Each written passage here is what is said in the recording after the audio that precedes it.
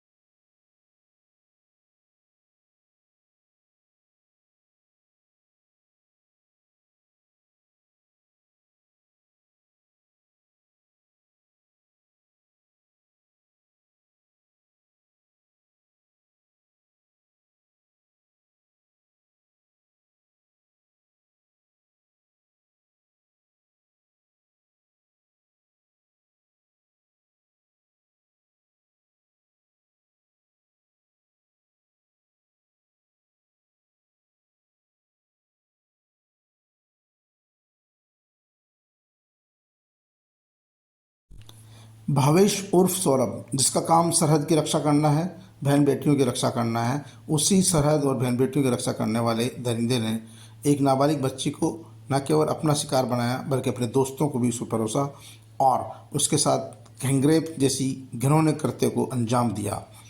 ये अग्निवीर है, सेना में कार्यरत है और सेना का जवान है, लेकिन इसने अपने सारे नियम कायदे जो इसने शपथ ली थी देश रक्षा की, बहन बेटी की रक्षा की, वो तमाम चीज़ों को ताक पर रख दिया और अपनी हवस के लिए एक नाबालिग बच्ची की ज़िंदगी बर्बाद कर दी।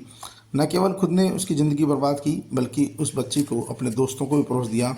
अब अग्निवीर सौरभ उर्फ वावेश जेल की हवा खाएगा, नौकरी तो जाएगी ही, साथ में सामाजिक प्रतिष्ठा भी चली गई और भविष्य भी खराब हो गया।